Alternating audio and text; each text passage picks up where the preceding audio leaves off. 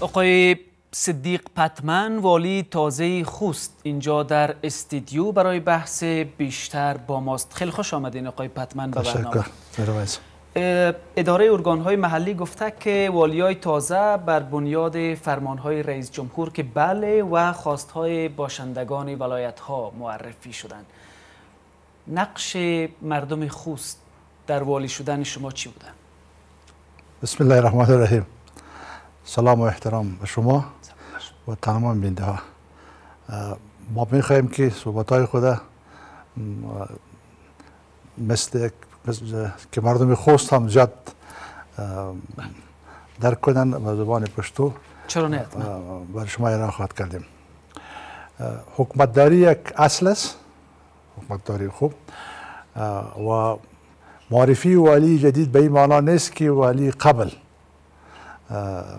کار خوب نکرده. یعنی د نوی والی معرفی کېدل د تیر والی د کارونو نفی نه ده، بلکې په حکومتدارۍ کې یو اصل دی او باید زاړه کارونه تعقیب او نوي ابتکارونه په کار واچول شي. د خوست خلک په افغانستان کې یو امتیاز لري. هغه امتیاز دا دی چې خوستیان په نورو هیوادونو کې خولې تویوي، خوارۍ او مزدورۍ کوي او خوست ته ګټه راوړي او په بهر کې سرمایه ګټي، په خوست کې مصرفوي. دا زموږ وظیفه ده چې د خوستیانو د سرمایې د تحرک او په کار اچولو لپاره څنګه زمینه برابره کړو چې هم خوستیان او هم د دوی د سرمایې نه زموږ نور هیواد ګټه واخلي. دا د خوستیانو امتیاز دی چې هیلهمند یم زموږ نور ولایتونه او زموږ د نورو ولایتونو هیوادوال هم دغه روحیه پیاوړې کړي او دوی خپلو ولایاتو ته سرمایه راوړي، هم مرکز ته او هم ولایاتو ته. د خوست خلکو سره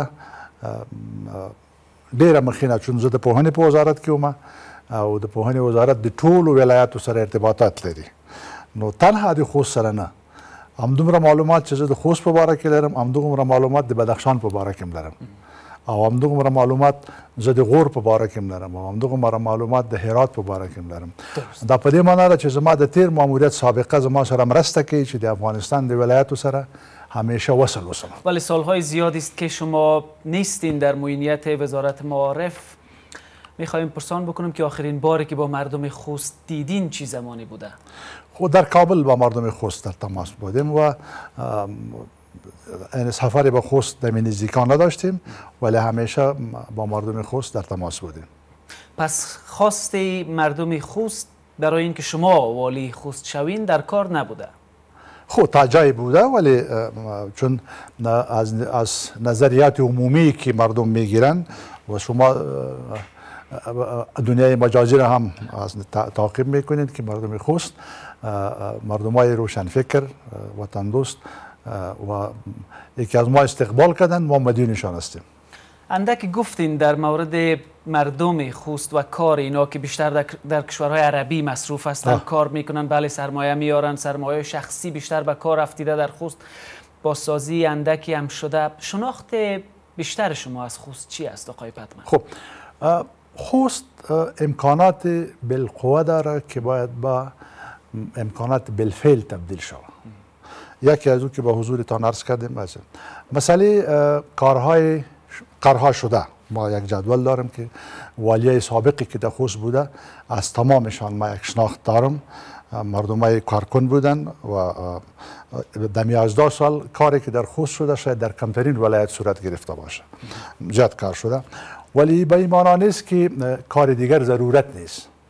وقتی شما بخش معارف و یا بخش سرمایه گذاری و یا بخش حکومتداری خوبه اگر در پیش بگیرین، به این معنا هستند که شما هر کار اگر در معارف بکنین به معنی است که هنوز هم کمتر است، و یا در بخش جذب سرمایه و یا پروژه هایی که فعلا سر دست هستند من غواړو چې هغه تکمیل کو. یو د خوست ترانزیت مسئله ده چې غلام خان بندر په قانوني ډول په ترانزیت دفتر بندر باندې تبدیل شي او دا که کله افغانان د کراچۍ د لارې نه خپل مالونه واردوي تقریبا 400 کیلومتر دا فاصله لنډیږي چې کوم د غلام خان بندر د لارې نه د هغې تاسیسات چې هغې البته هغه قانوني کارونه به د بهرنیو چارو د وزارت د لارې نه تعقیبیږي ولې ساختمانونه او د بندر تکمیل د ولایت د مقام وظیفه ده. امروز شام با برخی از باشنده های خوست گپ زدم. آقای پتمن بله یکی از خواستهای مردمی است که بندر غلام خان باید رسمی شود، قانونی شود و فکر میکنم نیاز است که یک سند با پاکستان امضا شود. بله شما به حیث والی تازه دارین میرین به خوست، مشخص برنامه تان برای بندر غلام خان چی است؟ خب میدانیم که مراحلی است که باید از طریق ولایت طی شود، بعد وزارت خارجه بین دو تا کشور هم تفاهم های انجام بدن. مقدماتی کارونه تر سره شوي دي. همدا اوس هم یوه ډله یو هیئت همدا اوس چې تاسو سره زه خبرې کوم د مالیې د وزارت یو پلاوی په خوست کې دی چې هغوی غواړي خپل نظر ولیکي د مالیې وزارت هغه تاسیسات چې هلته د جوړېدو په حالت کې دي او د بندر حالت چې موږ دې نه استفاده کولی شو. دا چې ما تقریبا اولین کاغذ چې زه شاید امضا کړم هغه همدا وي چې د هیئت نظر دوی هملته کار کوي تر هغو چې زه ورځم دا نظریات تکمیلیږي د تاسیساتو جوړول دي او بهرنیو چارو وزارت سره طبعا موږ به دا په جدیت سره تعقیبو چې دا مراحل طی شي د دوو مملکتونو ترمنځ او په رسمي ډول باندې بندر په کار باندې پیل وکړي. میتوانیم بگوییم که در یک ماه آینده یا 2 ماه پس از آغاز به کار شما؟ ممکن 2 ماه به خاطر از اینکه بعضی پروژه ها یک ذره زمانگیر هستند.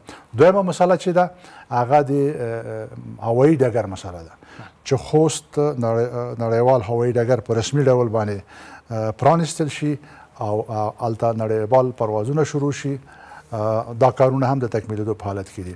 هغه څه چې خوستوالو ته زه د حکومت د خوا نه او د جلالت مآب جمهور رئیس د خوا نه زیری ورکولی شم هغه دا ده چې خوست په یو اقتصادي زون باندې بدلیدل د نړیوال بانک په پروژو کې شامل دی، د جمهور رئیس په پلان کې شامل دی او هلته په یو اقتصادي زون باندې دا بدلیږي او د صنعتي پارک چارې تر ډیره پورې پرمخ تللي دي. نو موږ به وکولی شو چې خوست په یو صنعتي او تولیدي مرکز باندې بدل کړو چې هغه منطقې ته صادرات ولري او په داخلي کچه باندې د مملکت هغه طبعا هغه مارکیټینګ به کېږي او خوستوال به په هغه ځای کې سرمایه ګذاري کوي چې بیا بازار ولري. نو دا به یو لویه لاسته راوړنه وي چې موږ د خوست لپاره ولرو. البته این وعده حکومت وحدت ملی هم بود مبدل ساختن خوست به یک زون بازرگانی و اقتصادی که عملی نشد. امیدوار هستیم با رفتن شما کارهای صورت بگیره در این باره. ولی آقای پتمن ما میخوایم در مورد امنیت خوست هم اندکی گپ بزنیم. آیا میدانین که چند ولسوالی خوست با تهدیدهای امنیتی روبروست؟ په خوست کې امنیتي وضع بهتره ده. د خوست ټولې ولسوالۍ فعالې دي او خوست یو امتیاز لري چې د ولسوالۍ منظم قومونه دي او دغه قومي جوړښتونو تر ډیره حده مرسته کړې د امنیت په تامین کې او د منظمو امنیتي ځواکونو لرل هلته د دې سره مرسته کړې ده چې خوست امنیت وي. هغه څه چې موږ د ښاري انکشاف دپاره کولی شو د ښار د امنیت دپاره کولی شو زه د یو منظم پلان سره ورځم.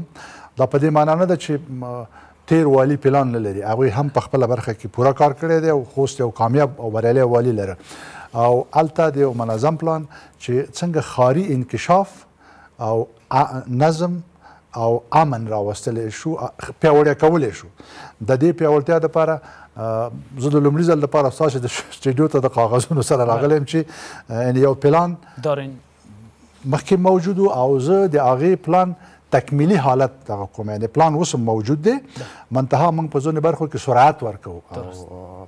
میشه بخشای از اون پلان یا برنامه را بگوین آقای پتمن؟ پیش از او چیزایی که یکی از نماینده های مردم خوست به ما گفته، ولسوالی های موساخیل، نادرشاکود و صبری با تهدیدهای بلند امنیتی روبروست، طالبان حضور فعال دارند و نیاز است که توجه شود. البته خواستی بوده که خواسته شده به شما برسانیم و در برنامه هایتان باشه برای کار روی بهبود امنیت در این ولسوالی ها هم. ولی میشه که این برنامه‌ای که دارین بخشایش بسیار فشرده بگویین که مردم اگر میبینن شما را بدانن. بله، مثلا در خوست ایجاد ریاست د بهرنیو چارو د ریاست ایجاد سره چې نړیوال ډګر پرانیستل کیږي. طبعا موږ نړیوال اړیکې لرو، هلته د نړیوالو چارو د ریاست ضرورت دی.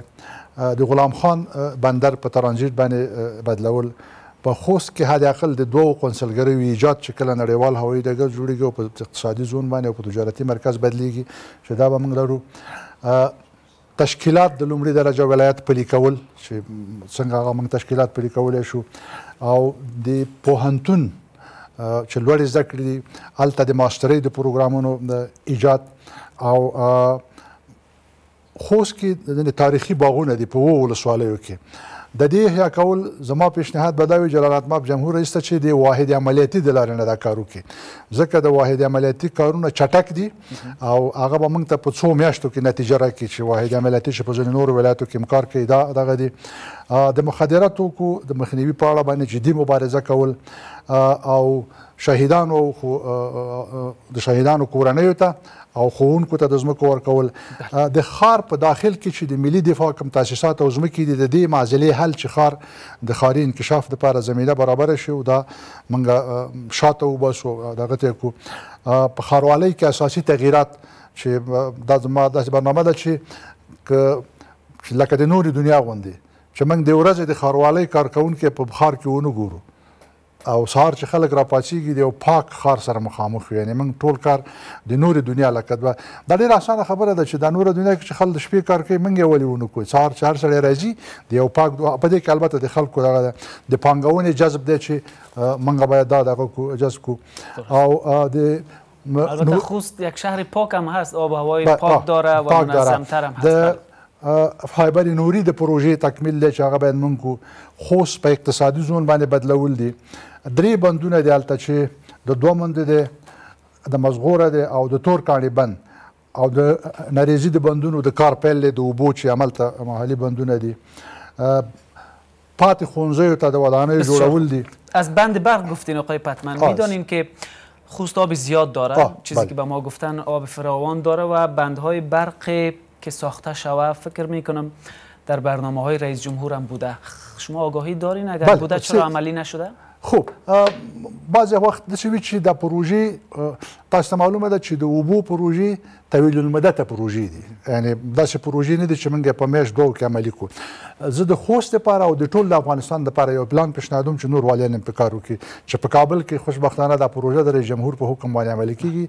د پسرلي د اوبو مهارول موږ باید 2 قسمه بندونه ولرو چې یو دایمي اوبه دي، یو د پسرلي د اوبو مهار دی چې دا موږ سره د ځمکې لاندې اوبو په تغذیه کې مرسته کوي. او که موږ په ټول افغانستان کې د پسرلي اوبو مهار کو، زموږ د پسرلي فصل چې په اوړي کې راوځي دا موږ په خپل اوبو باندې پرته د دې نه چې زیرزمیني اوبو ته مراجعه وکړو، د ځمکې لاندې اوبو ته په باراني اوبو باندې دا موږ دغه کولی شو.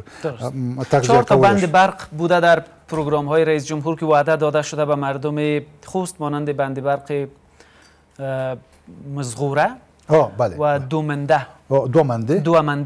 آقای پتمن میتونید وعده بتین به مردم که در زمان ماموریت شما یکی از این بندهای برق ساخته میشه و فعالیت میکنه؟ زما توقع خدا را چې 3 واړو باندې کار شروع کړو. زه د هغې دپاره یو پلان لرم.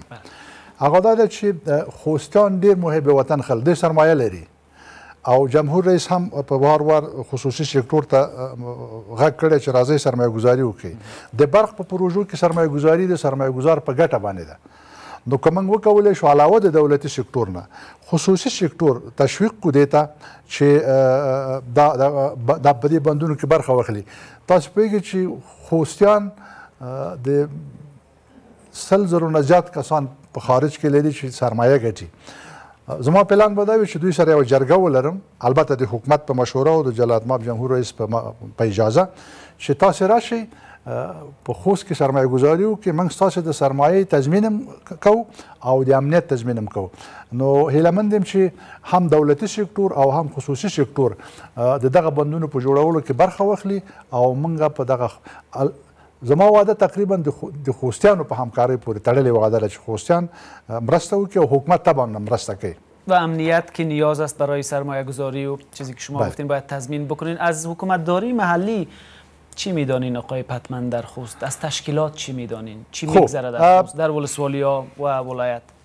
قبلا مخکې مې ستاسو حضور ته عرض وکړ چې ولسوالۍ ټولې فعالې دي. موږ به د ښې حکومتدارۍ د پراختیا او د انکشاف دپاره هلته طبعا اوس هم کار روان دی او دا کار به موږ پیاوړی کوو. هغه څه چې زه په پلان کې لرم د خلکو سره نږدې کار کول او خلک د حکومت سره وصلول او مدني ټولنو ته حق ورکول چې د حکومت د کار په څارنه کې برخه واخلي او زموږ سره همکار واقع شي. رئیس جمهور په دا کمپاین کې یو شعار ورکوو چې حساب ورکوو او حساب غواړو. د دغه اصل پر بنیاد که موږ وړاندې لاړ شو ولسونه زموږ سره ودرېږي او د خوست ولسونه بیادار ولسونه دي. خوست کې داسې ډېر لکه نورو ولایاتو کې چې تاسو ګورئ ډېر مشکل نشته دی، جنجالي نیست به نظر شما نه دی او خلک هم دا اوس هم ټول ماته ډاډ راکړی دی. نو که موږ یې خرابه نه کړو خوستوال یې نه خرابوي. درست. ولی تمامی ولسوالی های خوست از طرف سرپرست ولسوالا اداره میشن آقای پتمن و این چند سال میشه؟ دا هغه څه دي چې د ولسمشر سره په مشوره کې او د اداري اصلاحات او ملکي خدمتونو د کمیسیون سره په مشوره کې من قدم په قدم وړاندې لاړ شو. تغییرات په حکومتدارۍ کې یو اصل دی، دا باید موږ په ټول افغانستان کې ومنو دا اصل چې موږ تغییرات د بهبود دپاره راولو، د چا د انفکاک یا د تقرر دپاره نه راولو چې یو څوک منفک کوو په یو ځای بل څوک راولو، بلکې نه دا تغییرات دي راځي یو څوک په یو ځای کې مامور دی یو څوک په بل ځای کې مامور دی. دا په دې معنا نه لري چې تیر سړي خراب کار کړی دی، نه، په دې خاطر چې د نورو خلکو د ابتکار نه استفاده وشي او نوښتونه راشي. که زاړه مامورین ورو ورو د هغوی د حیثیت په حفظ سره نوي مامورینو ته ځای خوشي کړي، معنا دا ده چې د هغوی د تجاربو نه به استفاده وشي او د دوی د ابتکاراتو نه به استفاده وشي. درست. همین پیشتر از تطبیق یکسان قانون گپ زدین و پسگیری زمین‌های غصب شده دولتی.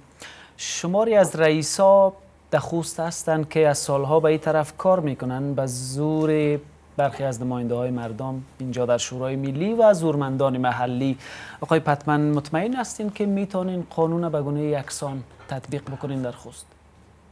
زه چې د پوهنې په وزارت کې وم متاسفانه د یو ولایت وکیل ما ته عریضه راوړه چې زموږ د ولسوالۍ مکتب ډېر غټ دی، زه په هغې کې د تیلو ټانک جوړوم.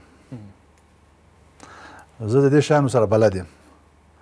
نو اول خو د تفاهم ژبه ده او یو وکیل طبعا د خپل ولایت د ګټو حامي دی او د خوست وکیلان داسې خلک نه دي چې هغوی تفاهم ونه کړي او د خپلو خلکو ګټې په نظر کې ونه نیسي او اکثریت یا ټول اتفاق ته نږدې زما دوستان دي. نو موږ چې هر څه کوو په ښکاره ډول بیا کوو. اول د هغې مامورینو د حیثیت حفظ په ما باندې فرض دی چې دوی سره زه خبرې وکړم او د تفاهم د لارې نه یې په دې پوه کړم. به احتمالا که داسې مامورین موجود وي چې تاسې دلته پوره خدمت کړی دی په دې باندې اکتفا وکړئ، راځئ چې اوس یو بل څوک خدمت وکړي او د آزاد رقابت د لارې نه او بیا د رئیس جمهور د حکم د لارې نه موږ وکولی شو که واقعا دغسې یو تعویض لازم وي چې موږ یې راولو.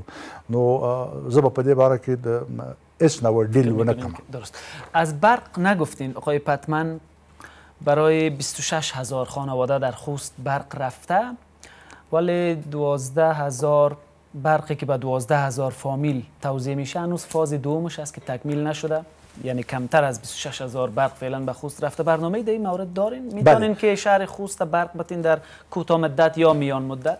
بله، به خاطر از اینکه شبکه در حالت انکشاف است و برق وارداتی دیگه هم در حالت آمدن است و در پالوی از او ما قبلا به حضورتان عرض کردم که ما از سکتور خصوصی هم کمک خواهد گرفتیم که هم در بخش برق آفتابی و هم اگر در طویل المدت خود بندهای آبی خوست اکمال شود، فعال شود و ما از این طریق بتانیم که امی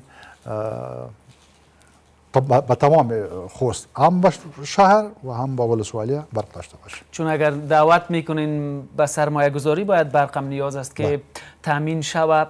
یکی از مشکلاتی که یک نماینده خوست گفتن دعوا و کشمکش میان قوم هاست در خوست، میان مشخص نام گرفتن که میان کوچی ها و اقوام دیگر در ولایت خوست که دست و پاگیر شده به مردم. چی میکنین با این پدیده و با این مشکل؟ میدانیم که خوست ولایت جرگه ها هم نامیده میشه. زه تاسو ته مثال وایم. په خوست کې د ډېرې مودې راهیسې یعنې د کلونو که د پاچا د وخت نه را په دې خوا مخدره مواد نه کرل کېږي. دا د روحاني صاحب پرېکړه وه چې د خوست خلکو سره ته ویل چې تاسو به مواد مخدر نه کوئ. د علماو نقش زه غواړم چې په خوست کې تقویه کړم، برازنده کړم، او د قومي مشرانو نقش چې د حقوقي دعویو چې په محاکمو کې دي د قانون د تطبیق ترڅنګ د خوست یا د لویې پکتیا دغه د جرګو اصل د مسایلو په حل کې د شخړو په حل کې دا هم ډېر تقویه کو. په خوست کې لوی قومونه دي او دا قومونه په خپل منځونو کې نرخ لري، دوی تیږې لري او دوی خپل حدود لري. نو د پخوانیو روایاتو په رڼا کې کوچیان په دودیز ډول په ټول افغانستان کې اوسېدلي دي او په خوست کې هم کوچیان په دودیز ډول باندې ژوند لري. یعنی روی دست دارین یک برنامه برای این کار؟ د دیشونو او د کوچیانو ترمنځ د تفاهم په اساس دا مسئله حلیږي. یک وقت کم مانده آقای پتمن، در آخر یک زمان بحث مکتب‌های خیالی بود، شاگردای خیالی بود، تقریبا در دوره کار شما بود در وزارت معارف. یک بک‌گراند تقریبا سیاه مردم میگن که شما از خود به جا گذاشتین، وزیری وقت شما و شما در وزارت معارف. مردم میتونن به شما اعتماد بکنن؟ خب برای شما بهتر معلوم است که این کار در اون وقت با ما هیچ ارتباط نداشت و ما با می حالت از وزارت معارف چون با فساد مبارزه میکردیم. این مسئله کسایی که کاندید ولایت خوست بودن و این مسئله را انداختن، نه مردم خوست. و هیچ نوع سند علاوه ازی که وجود نداره. ما بر علیه از این مبارزه کردیم. حتی ما همچون مسائل از طریق شما افشا کردین اگر یادتان باشه. بارها با ما مصاحبه داشتین در این باره و ما همیشه حقایق در اختیار شما گذاشتیم. در این باره از ما که شما زیاد معلومات دارین، شما باید به مردم این معلومات بدین که ما بودیم یا دیگرها بودن. سوالی بود که مردم مطرح ساخته بودن و میتونه که کارکردهای شما در خوست ثابت بسازه این مسئله را یا مسائل دیگر؟ در خوست هیچ وقت مکتبای خیلی در اون وقت هم نبوده. به خاطر نبوده که مردم خوست مردم رگاست. فرصت پایان یافته. ممنون، خیلی ممنون آقای پتمن از حضور شما در برنامه.